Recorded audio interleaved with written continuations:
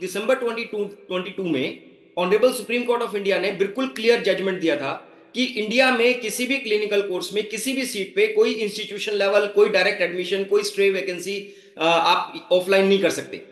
In fact 2024 में there were 133 admissions which were happened at the institution level in Karnataka, in Maharashtra, but within the first hearing itself honorable supreme court ने उन सबको null and void declare कर दिया था।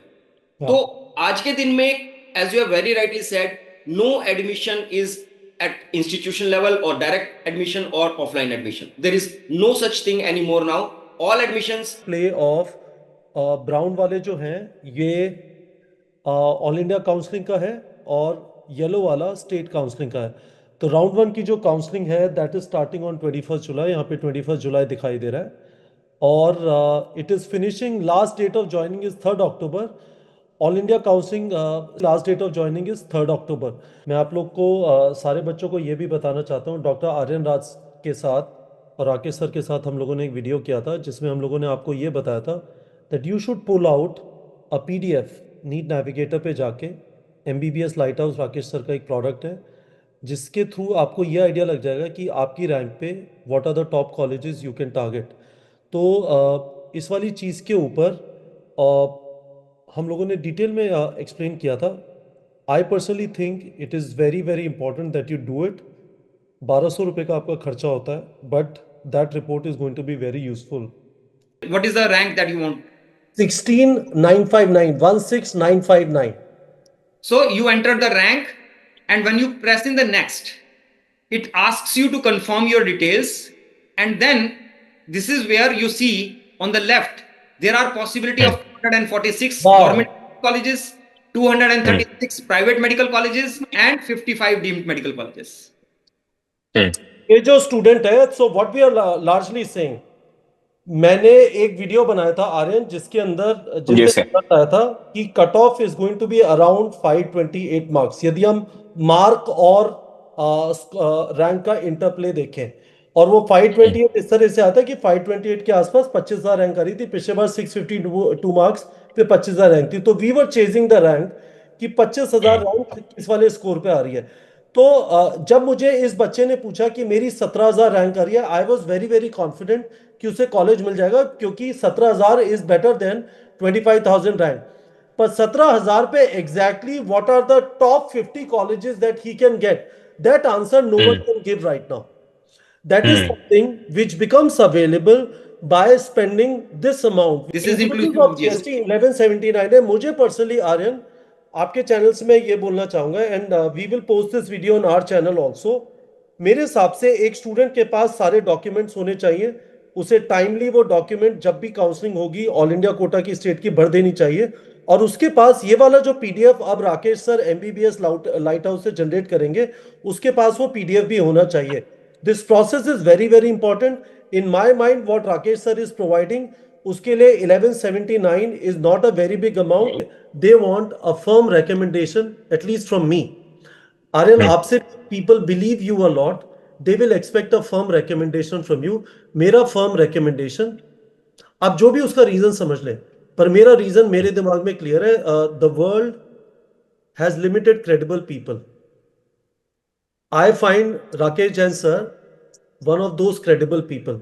मैं कभी story सुनाऊंगा हमारे पहले इंटरेक्शन के बारे में, but I am very very clear कि जो इंफॉर्मेशन आपको मिल रही है it is going to significantly help in your counselling process and I don't think it is expensive for 1170 rupees. Good evening students, हमारे साथ राकेश सर हैं। अब फाइनली काउंसलिंग का स्केड्यूल रिलीज कर दिया गया है। परफेक्ट टाइम है। हम लोग राकेश सर के साथ डेली यहाँ पे कुछ ना कुछ आप लोग को प्रोवाइड करेंगे so that it helps you in this process. It is not very straightforward. A lot of things you need to understand. Rakesh sir की हेल्प लेंगे। राकेश सर नीट नेविगेटर से आप इन्हें जानते हैं। He has been on this channel a lot of times and I personally trust him on every matter related to counselling. मुझे ऐसा लगता है he knows it all. Rakesh sir, क्या हाल है आपके? और हम लोग बच्चों को अपडेट कर सकते हैं इस चीज के बारे में आज? Yeah, good evening, Kapil. It is such a pleasure to be with you always, and definitely कल जो इन एमसीसी ने रिलीज किया है notice, I am sure now the anxiety levels of the students are very high and it is very right time to keep them updated कि how the things are going to go from here onwards. तो ये Rakesh sir, this is the schedule. इस schedule को मैंने एक दूसरे format में develop कर दिया है, पर ये स्केड्यूल लार्जली यदि इसको देखा जाए तो ये बोल रहा है कि ऑल इंडिया कोटा की काउंसलिंग फर्स्ट राउंड 21 जुलाई को चालू हो रही है। And as far as I understand, they are going to try and finish all the rounds by around 30th of September। और वो कह रहे हैं कि सेशन 1 सितंबर को कमेंस हो जाएगा। तो मैं आपसे सबसे पहले ये पूछना चाहता था कि इसके अंदर ये बोल रहे हैं first round, second round, third round, पहले एक मॉप अप राउंड बोलते थे, और फिर एक चौथा कुछ स्ट्रे वैकेंसी राउंड वगैरह भी बोल रहे हैं।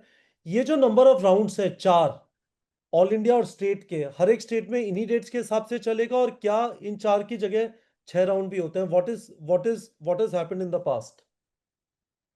कपिल देखो, आपने दो चीजें बड़ी इंटरेस्टिंग बात की है। एक तो आपने मॉपअप राउंड के बारे में डिस्कस किया है।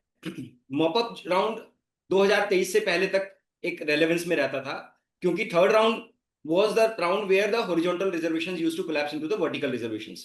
बट 2023 के बाद, क्योंकि उन्होंने थर्ड राउंड तक अपग्रेड देना शुरू कर दिया, एमसीसी ने थर्ड राउंड तक अपग्रेड देना शुरू कर दिया, and which practice has to be followed by all the states as well. So the mop-up as a name has been eliminated, and it is now considered as a round 3 only. तो typically अगर हम देखें तो round 1, round 2, round 3 are the main rounds of counselling, and then you have the stray vacancy round. But unfortunately क्या होता है कि round 3 तक अपग्रेडेशन होने में, और टिपिकली जो आप अभी स्क्रीन पे दिखा रहे हैं कि एमसीसी वर्सेस स्टेट, ये इतना वाटर टाइट शेड्यूल नहीं हो पाता है, because there are 31 other counsellings which are going to squeeze into the state counsellings, और हर एक का कुछ ना कुछ ऐसा चैलेंज हो जाता है कि जहां पे कोई ना कोई डिले आ जाता है, और जिसके कारण there are instances where there has been frequent reschedules in the states. तो राउंड 3 इट इज एज्यूम्ड कि अगर आप इस शेड्यूल को देखेंगे तो इसमें एक एजम्पशन ली जाती है कि आपका जो स्टेट है वो राउंड 3 ऑफ एमसीसी के बाद क्लोज करे। 23 September 2025 is the state last date for joining, and 18 September 2025 is the last date for joining from MCC. But invariably होता क्या है कि कई स्टेट्स में ये जो 18 सितंबर की जो लास्ट डेट ऑफ ज्वाइनिंग है, तब तक राउंड 3 चॉइस फिलिंग नहीं हो चुकी होती है, और उसके कारण क्या होता है कि then there is further reshuffling between allotments in the MCC and the state, और उसके कारण क्या होता है कि स्ट्रे वैकेंसी में भी उसके बाद एक और राउंड की जरूरत पड़ जाती है, क्योंकि ऑनरेबल सुप्रीम कोर्ट ने बहुत क्लियरली कहा है कि कोई भी एमबीबीएस की सीट खाली नहीं जाएगी। राकेश और सर, मुझे एक चीज बता दीजिए। मैं बच्चों को एक चीज के ऊपर कॉशन कर देना चाहता हूँ। एक भी सीट ऑनलाइन प्रोसेस के बाहर अलॉट नहीं होती है यूनिवर्सिटी लेवल पे, जैसा पहले कुछ कुछ केसेस में होता था, ना प्राइवेट ना गवर्नमेंट। क्या ये बात सच है या गलत है? क्योंकि बच्चों के साथ बहुत सारे लोग इस चीज के अराउंड फ्रॉड भी होता है। देखिए, ये बहुत अच्छा आपने पॉइंट रेज किया कपिल, और यही मैं आपसे अभी बात करने वाला था कि स्ट्रे वैकेंसी या एक्स्ट्रा से स्ट्रे वैकेंसी या स्पेशल स्ट्रे वैकेंसी, कोई भी राउंड हो, ultimately all admissions has to happen on online. अब यहाँ पे मैं दो चीजें जरूर बताना चाहूंगा जो कि बच्चों को जनरली फ्रॉड के केस में सुनाया जाता है। एक है जिसको बोलते हैं सेंट्रल पूल कोटा। बच्चों को, बहुतों को यह सुनाया जाता है कि हम आपका सेंट्रल पूल कोटा से सेटिंग के थ्रू एडमिशन करवा देंगे, जबकि सेंट्रल पूल कोटा एक बहुत ट्रांसपेरेंट सिस्टम है जिसमें एक specified list of eligible participants हैं जो कि सेंट्रल पूल कोटा में अप्लाई करते हैं, और उनको एक स्पेसिफाइड नंबर ऑफ सीट्स और मेरिट के बेस पे वहां पे अलॉटमेंट मिलती है। बट अनफॉर्चुनेटली बहुत सारे बच्चों को या माँ बाप को इस बारे में जानकारी नहीं होती है, और उनको लगता है कि हमारा किसी एजेंट के थ्रू डायरेक्ट एडमिशन हो सकता है। मैं आपको एक छोटा सा एग्जांपल देता हूं। दिसंबर 22 में honourable supreme court of India ने बिल्कुल क्लियर जजमेंट दिया था कि इंडिया में किसी भी क्लिनिकल कोर्स में किसी भी सीट पे कोई इंस्टीट्यूशन लेवल, कोई डायरेक्ट एडमिशन, कोई स्ट्रे वैकेंसी आप ऑफलाइन नहीं कर सकते। इनफैक्ट 2024 में there were 133 admissions which were happened at the institution level in Karnataka, in Maharashtra, but within the first hearing itself honourable supreme court ने उन सबको नल एंड वॉइड डिक्लेयर कर दिया था। तो आज के दिन में, as you have very rightly said, no admission is at institution level or direct admission or offline admission. There is no such thing anymore now. All admissions will happen through a process of counseling, central pool quota भी है, वो भी एक counselling ही है. The only thing is it's a different application and a different merit list preparation, that's all. तो बच्चों इस चीज़ को समझ लीजिए, यदि आपको कोई भी कमिट कर रहा है कि आपको गवर्नमेंट कॉलेज में या प्राइवेट में या डीम्ड के अंदर डायरेक्टली यूनिवर्सिटी से बात करके बिना ऑनलाइन एडमिशन लेटर जनरेट हुए आपका एडमिशन हो जाएगा, just be very very careful. It is an illegal thing which you are participating in and you are believing in, and there are chances कि आपके साथ फ्रॉड हो जाए. तो एक एक करके चलते हैं राकेश सर. सबसे पहले ये बताइए, इन्होंने बोला है कि target start of academic session 1 सितंबर है, और जो लास्ट डेट जा रही है, लास्ट डेट ऑफ ज्वाइनिंग, मैं जरा आपको स्क्रीन पे दिखाना चाहता हूँ. ये वाला एक्सेल फाइल मैं बच्चों के साथ भी शेयर कर दूंगा. This is what they need to understand. This is the interplay of brown वाले जो हैं ये ऑल इंडिया काउंसलिंग का है, और येलो वाला स्टेट काउंसलिंग का है. तो राउंड वन की जो काउंसलिंग है that is starting on 21 July. यहाँ पे 21 जुलाई दिखाई दे रहा है, और it is finishing. Last date of joining is 3 October. All India counselling last date of joining is 3 October. तो मेरा आपसे सवाल ये है कि ये क्यों बोल रहे हैं, जो नोटिस आया है कि सेशन विल स्टार्ट ऑन 1 सितंबर, जबकि स्टूडेंट्स 3 अक्टूबर तक पहुंच पा रहे हैं. तो कुछ स्टूडेंट्स सेशन स्टार्ट होने के बाद ज्वाइन कर पाएंगे. यस, टिपिकली कपिल कपिल क्या होता है कि सेकंड राउंड में आप ये अज्यूम करते हो कि करीब करीब 75 to 80% बच्चे ज्वाइन कर चुके होंगे. समझ गया. तो समझ क्लासेस गया. शुरू हो जाती है. जैसे अगर आप देखेंगे कि एमसीसी में 29 अगस्त is the last date of joining for second round, अगर ये करेक्ट. हम इसको वाटर टाइट डेट माने तो सेम वे अगर last date of joining at the state level भी अगर हम देखें तो 4 सितंबर है, तो which is very very close. तो उन्होंने एक कमेंसमेंट डेट इसलिए दी होती है because there are many institution like AIIMS जहां पे फर्स्ट राउंड के बाद ही कोई एट्रिशन नहीं होता है. तो there are many AIIMS which will start their classes even maybe mid of August itself, क्योंकि उनको पता है कि सारे बच्चे जो हमें आने वाले हैं वो सब आ चुके हैं. हाँ सर, उनसे किसी को बोलना चाहिए तुसी ठंड रखो, इतनी जल्दी क्या है, मतलब 5.5 साल में मतलब बेमतलब है ना. बट एनीवेज, नेक्स्ट चीज ये बताइए सर, पिछले साल जो इन्होंने बोला है कि लास्ट डेट ऑफ ज्वाइनिंग 3 अक्टूबर है, पिछले साल काउंसलिंग स्टार्ट हुई थी 14 अगस्त को, और इन लोगों ने टारगेट रखा था कि लास्ट 5 नवंबर को फिनिश हो जाएगी. लास्ट डेट ऑफ ज्वाइनिंग 5 नवंबर होगी. बट काफी आगे तक गया था. कहाँ तक गया था पिछले साल सर? पिछले साल 31 दिसंबर honourable supreme court of India ने लास्ट बोला था कि भाई 31 दिसंबर के बाद हम कोई भी एडमिशन को अलाउ नहीं करेंगे.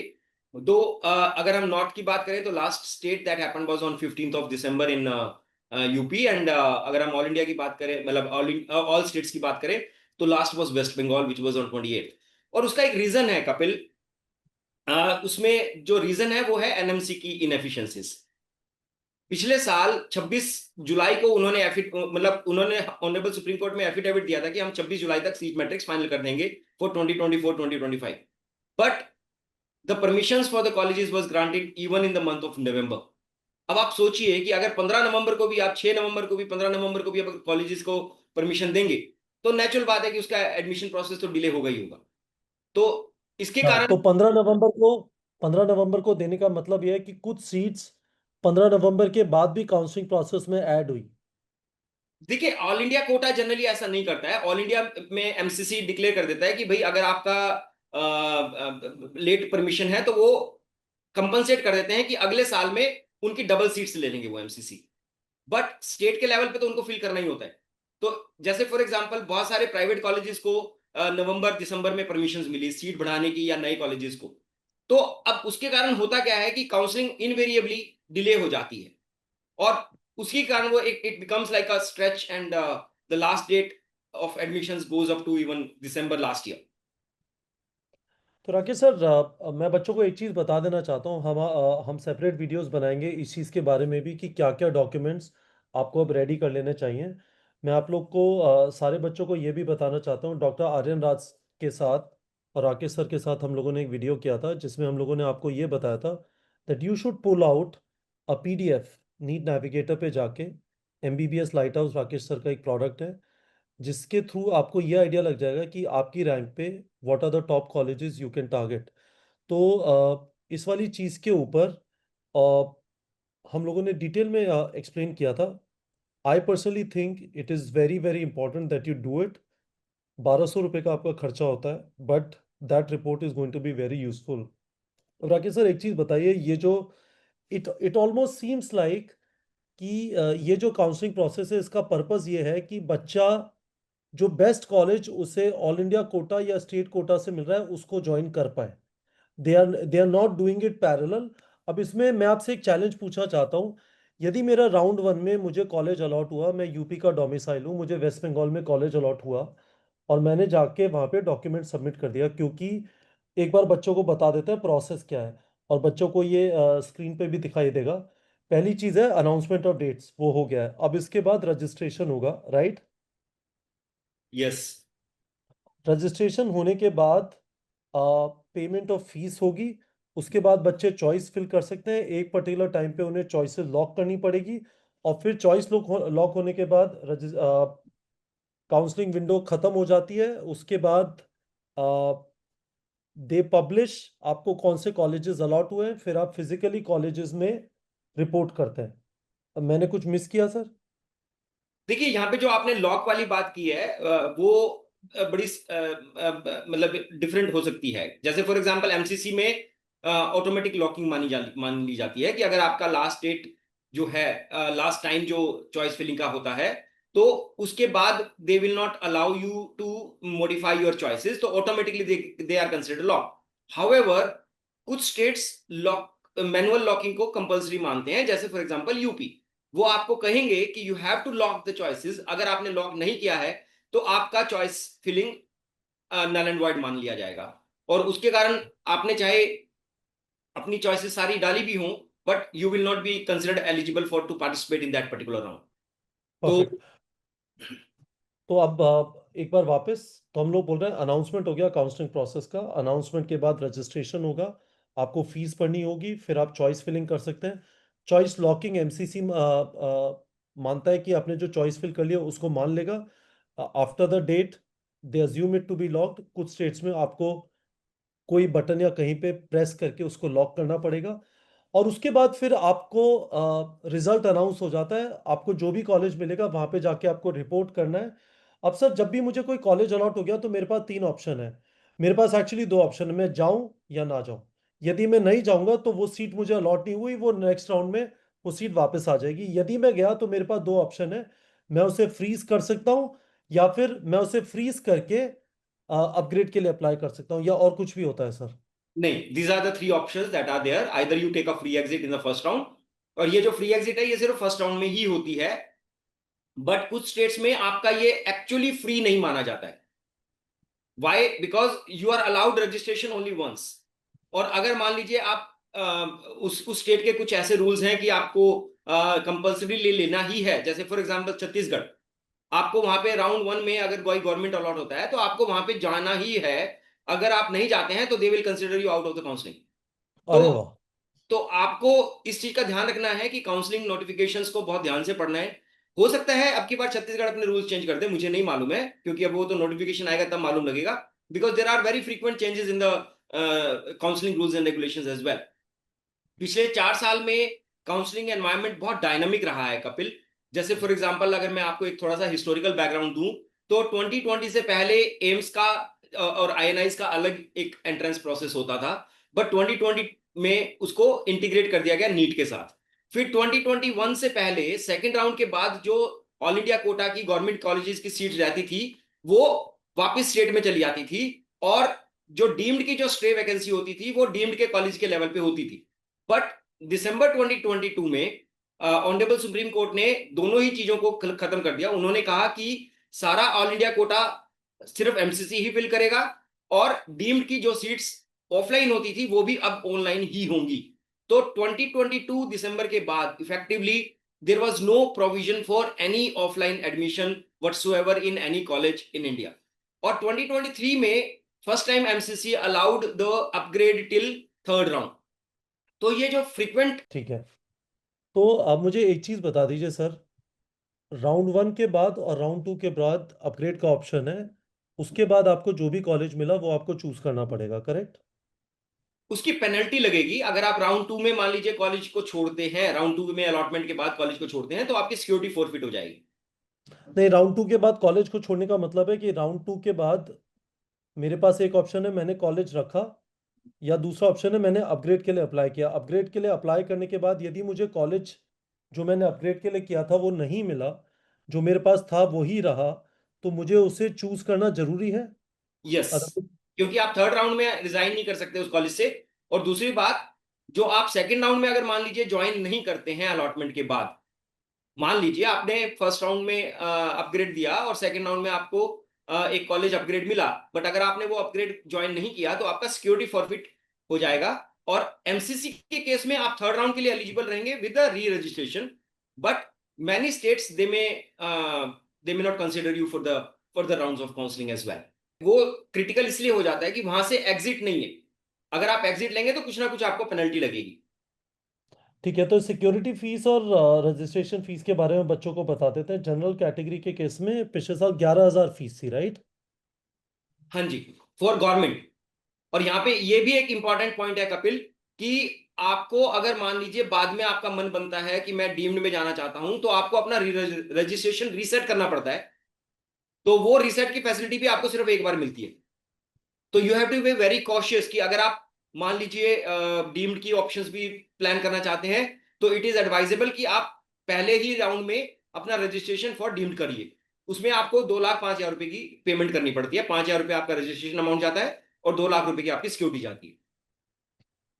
तो गवर्नमेंट कॉलेजेस के लिए जब हम अप्लाई कर रहे हैं, तो जनरल कैटेगरी और SC ST OBC के लिए क्या रजिस्ट्रेशन फीस है और उसमें कितना रिफंडेबल सिक्योरिटी डिपॉजिट होता है? जनरल के लिए इट इज 11,000 रुपीज, जिसमें से 1,000 रुपये आपका रजिस्ट्रेशन और 10,000 रुपीज सिक्योरिटी होता था। और for reserve category it was 5,500, जिसमें से कि 500 रुपया उनका रजिस्ट्रेशन और 5,000 उनका सिक्योरिटी अमाउंट माना जाता था for government all India quota seats. अगर वो डीम्ड करना चाहते हैं तो deemed irrespective of the category they have to fill in 2,05,000। Okay. और किस केस में सिक्योरिटी डिपॉजिट फोरफीट हो जाता है? जैसे मैंने आपको बताया, सेकंड राउंड में अगर आपको अलॉटमेंट मिलती है और अगर आप उसको छोड़ते हैं तो आपका सिक्योरिटी फोरफिट हो जाएगा। थर्ड राउंड में आपका रिजाइन नहीं है, तो थर्ड राउंड में अगर आप छोड़ते हैं तो you will not be eligible for the stray vacancy round. और स्ट्रे वैकेंसी राउंड में अगर आपको अलॉटमेंट होती है और आप वो छोड़ते हैं, तो you may be debarred from the next years counselling. Rakesh sir से एक दो चीज़ और पूछना चाहता हूँ। तो राकेश सर, एक चीज़ स्पेसिफिकली मुझे बता दीजिए। मैं वापस वहाँ पे आता हूँ। राउंड 1 के अंदर मैं उत्तर प्रदेश से हूँ, मुझे वेस्ट बंगाल के अंदर ऑल इंडिया कोटा से कॉलेज अलॉट हुआ। मैं वहाँ पे क्या, लेट्स से मीनापुर में कॉलेज अलॉट हुआ, मैं गया, फिजिकली मैंने डॉक्यूमेंट्स सबमिट किए, उसी के थ्रू मैं अपने कॉलेज को लॉक कर सकता हूँ। अब मुझे स्टेट के अंदर बेहतर कॉलेज मिल गया, तो मुझे वहां से जाके फिजिकली पेपर्स, डॉक्यूमेंट्स लेके आने होंगे, स्टेटमेंट सबमिट करने होंगे, या फिर मैं दोनों को रोक सकता हूँ? नहीं, ऐसा कोई प्रोविजन नहीं होता है कि आप कोई ऑनलाइन रिपोर्टिंग कर सकें या आप ऑनलाइन होल्ड कर सकें। आपको किसी भी सीट को अगर आपको होल्ड करना है तो आपको वहां पे फिजिकली रिपोर्ट करना ही पड़ेगा, चाहे वो कॉलेज लेवल पे रिपोर्टिंग हो चाहे वो नोडल सेंटर लेवल पे रिपोर्टिंग हो। तो अगर मान लीजिए आपको फर्स्ट राउंड में एमसीसी से वेस्ट बंगाल रिपोर्ट होता है, अगर मान लीजिए आपको फर्स्ट राउंड में वेस्ट बंगाल अलॉट होता है और अगर आप उस कॉलेज को होल्ड करना चाहते हैं, तो आपको उस कॉलेज में physically with the fees, documents and medical fitness आपको सब वहां पे रिपोर्ट करना पड़ेगा। और आपकी वहां पे एक ज्वाइनिंग होगी। ज्वाइनिंग के फॉर्म में आपसे वो पूछा जाएगा कि are you looking for upgrade in MCC और नॉट। प्लीज अंडरस्टैंड, अपग्रेड जो भी होगा वो आपके जिस काउंसलिंग में आप पार्टिसिपेट कर रहे हैं उसी के बारे में होगा। वो अपग्रेड आपका स्टेट में वैलिड नहीं माना जाएगा। आप ये नहीं सोच समझ गया। सकते कि मैं एमसीसी से अलॉटमेंट ले लूं और अपग्रेड मैं स्टेट में ले लूं, ऐसा नहीं हो सकता है। दीज तो आर स्टूडेंट जरा समझ, very, these are sorry. Two different counsellings. तो अगर आप अपग्रेड जाना चाहते हैं तो आप वहां पे अपग्रेड भर के आएंगे। अब मान लीजिए आपको स्टेट में राउंड 1 में अलॉटमेंट होता है और आप उस सीट को होल्ड करना चाहते हैं, तो आपको जो आपने राउंड 1 में अलॉटमेंट मिली, it is very very critical कि उसमें जो रेजिग्नेशन विंडो जो ओपन करेगा एमसीसी, उसी टाइम पे आपको वो रिजाइन की ऑप्शन देंगे। आप ऐसा नहीं है कि आप कॉलेज में कभी भी जाएंगे और वो आपको रिजाइन एक्सेप्ट कर लेंगे, ऐसा नहीं है।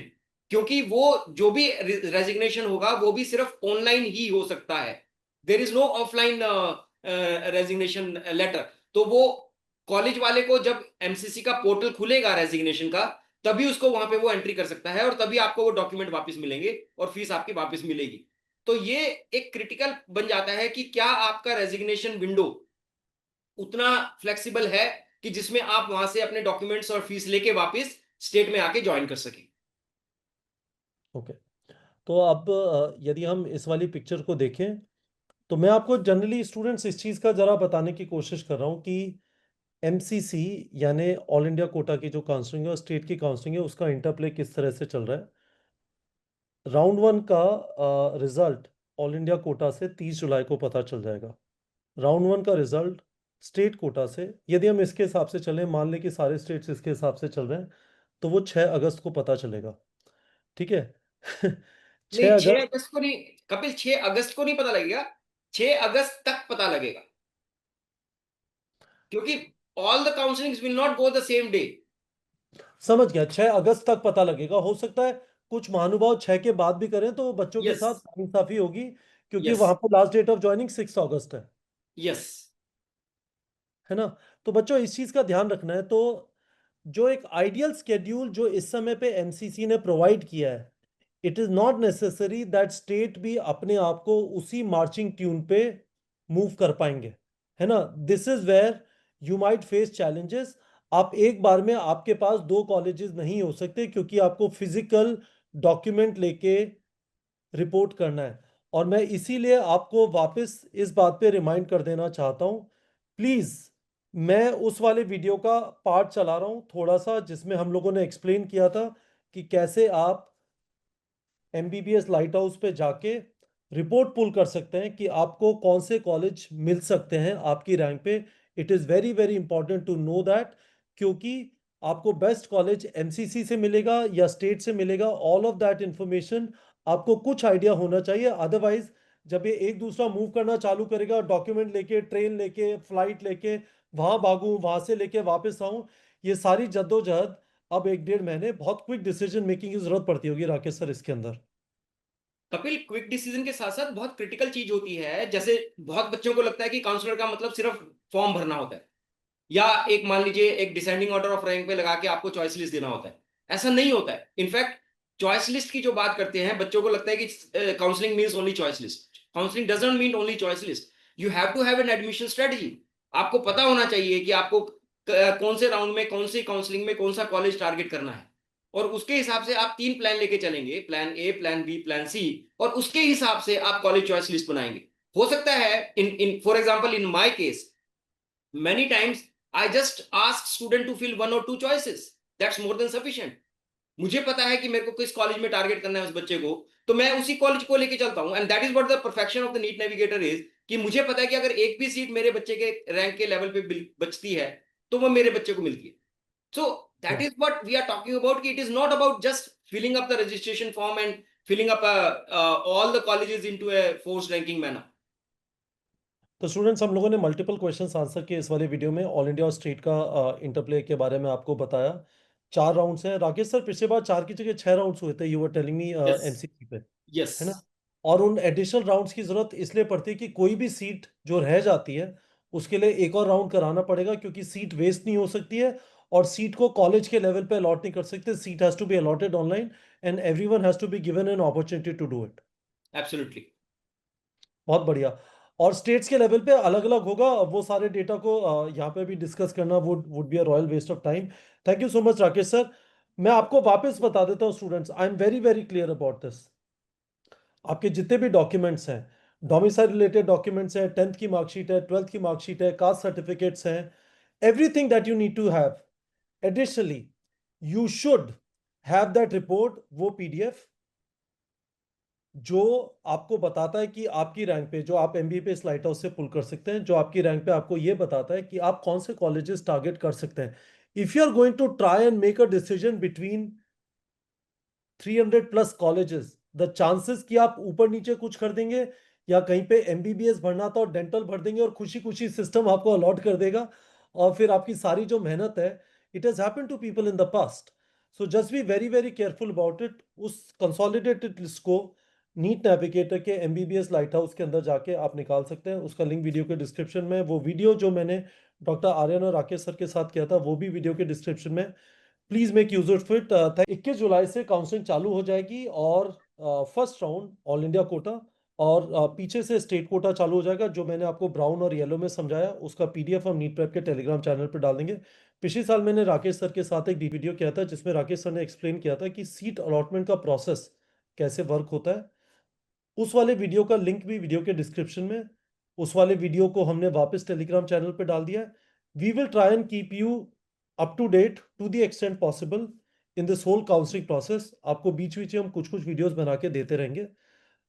बट थैंकफुली हमारे साथ राकेश सर हैं, and he is one of the best individuals in the country when it comes to any question related to NEET counselling. इनके पास स्टूडेंट्स इंडिविजुअल काउंसलिंग के लिए भी एनरोल करते हैं। Those are on the expensive side, जिनको बहुत specific hand holding चाहिए, और जिन लोगों को सिर्फ वो पीडीएफ चाहिए और उसके बाद वो कंफर्टेबल है कि वो खुद चॉइस फिलिंग कर सकते हैं, they should pull out that PDF. That would be my strong recommendation. Thank you so much, Rakesh sir, and we will keep the students up to speed with respect to how this counseling process goes from now. For at least 2.5, 3 months, it is going to be fairly hectic, right? Yes, it is going to take at least 3 to 4 months. Thank you so much, Rakesh sir. Pleasure for me.